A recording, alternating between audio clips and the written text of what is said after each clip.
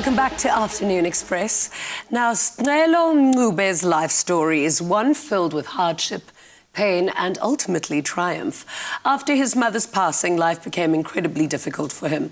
He was forced to leave his home and subsequently dropped out of school and ended up living on the streets. So in search of his family, he then discovered a letter his mother had left for him, informing him that he was born after she was raped.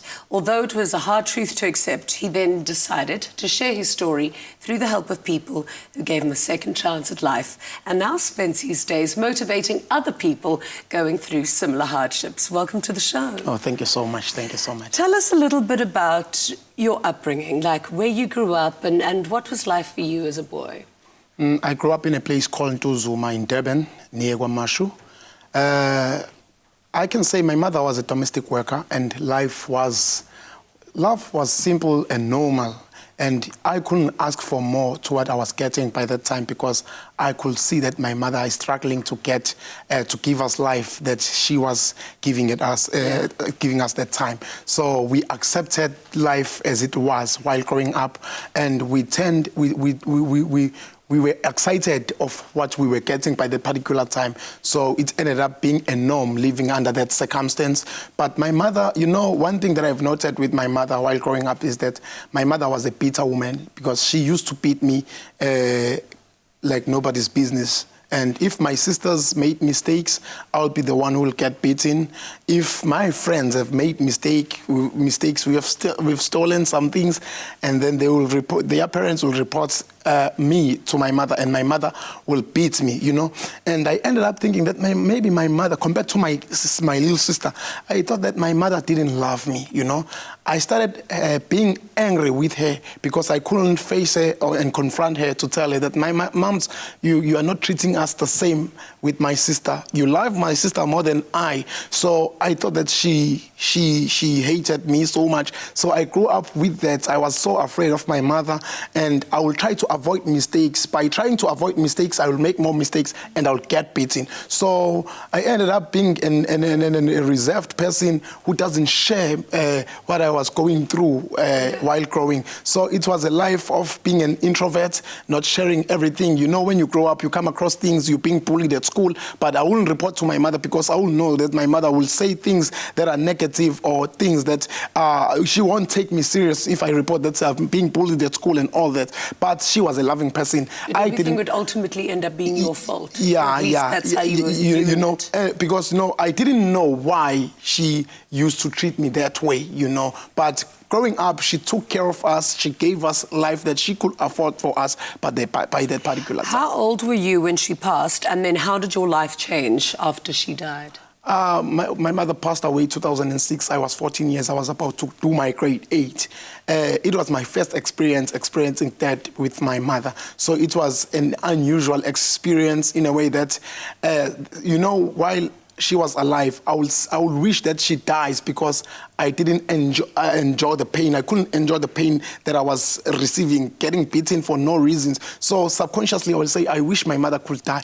But the moment she died, she passed away, I regretted all those thoughts and all that. So that's where I experienced, you know, life said to me, Scelo, it is high time for you to become a man in this stage of being a boy because you have to take care of your sisters, your siblings, while you have to go to school at the same time. So it was a painful experience where one needed to face life as it was. But then you ended up not finishing or not going to school and then ended up being homeless. What was life like on the streets, and why did it result in you being homeless? All right, this is what happened. After my mother passed away, she was buried, and then we were coming from school one particular day. And then when we got home, another man came, and then he said, my son, I'm here now. I'm here to collect the rent. And I was confused. I asked him, what rent are you talking about? And then he asked me, don't you know that this is not your place? Your mother was renting here, and she's been renting for 14 years, you know? So I'm here to collect that money. And I couldn't afford that money by that time. The guy said, I'm giving you 2 weeks to collect that money. And if you don't give me or pay that money, I'll be forced to kick you out because I'm also doing business with this place, you know? And then the guy did the same thing that he spoke, and 2 weeks, and it went on the third week. We were coming back from school. It was raining. I saw our belongings outside, stoves, wardrobe, and bed. It was raining. And then my younger sister asked, brother, why are our belongings outside?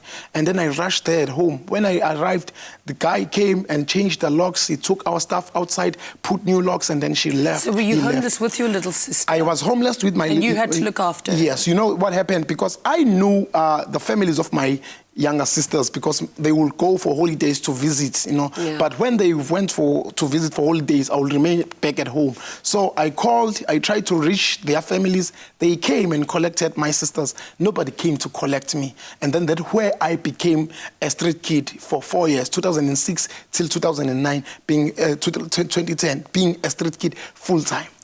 What was the point where you then found a letter that was addressed to you from your mother? Okay, so life was hard in a way that you had to look for a job so that you can get something to eat, go sleep with your stomach full, and you have to go to school. So I was dropping in and out of school. So one particular day, 2008, it was August, and then the principal of the school came to me and said, my son, we've got a problem here. Since ever you came at this school, you've never paid school fees. We don't know your parents, they don't attend school meetings, and you don't wear a proper uniform. So we cannot allow you to write your examinations without facing this situation. Can you go? And at that moment, I'm living at a filling station because I don't have a place to stay. And then I said to this principal, the reason I've got all these problems, it is because I'm an orphan, and as I'm speaking to you right now, when we go out this school today, I'm going to sleep on the road because I don't have anybody who is taking care of me. And then the principal said, no, I understand, so that we can help you. What can you produce that will be evidence of what you've said? Can you go and collect maybe a death certificate or an affidavit so that we can maybe take a step forward to help you? And then I was forced to go back to one of my little sister's house to look for my mother's documents. So going there, they gave me my mother's file, and I was looking for a death certificate. While going through that file, a brown envelope fell down. And then I put the file away, and then I picked the envelope because subconsciously I had something that if I even can find 100 rand or money here, I will just go and pay school fees so that I cannot explain myself to people who won't understand my situation. So something said to me, open the letter. When I was preparing to open the letter, the envelope, I came across the words that changed my life, that were saying, I was raped and you were conceived. That's the letter that I found that changed my life. And then I cried for 15 minutes, but my conscience asked, why are you crying? Because you haven't opened the letter. But two things that made me cry. The first thing was the letter was written on my mother's handwriting. The second thing is that I've met the families of my of my sisters, their father's side. I've never met mine. So I opened the letter. To my surprise, it was not a long written letter, only 4 sentences. The first one was saying, my son, if you find this letter, it is there to give you your emotional freedom. The second one was saying, I tried to abort you on the 4th month, but I failed because I was caught. And as a result, when I gave birth to you, you didn't come out with your head. Instead, you came out with your feet. The most painful one was saying, the reason I failed every time to answer you when you ask who your father was, it is because I was raped and you were conceived. The last one, the painful one, I'm trying to deal with it even today, was saying, the surname Mncube that you are using is not your surname. It is not my surname as well, but it's my stepfather's surname, meaning that my mother passed away not knowing her surname because she was using her stepfather's surname, and she decided to give me that particular surname. I don't know my surname as well. I'm 27 years old today. I do not know my surname. I'm using the surname of my stepfather's mother. So that's the story that was on that letter, and it changed my life. I tried to commit suicide for several times, but I don't know how I survived. But that was the painful story. You know, it's a pain that comes in both ways, because firstly, I was so pained or hurt that my mother was raped.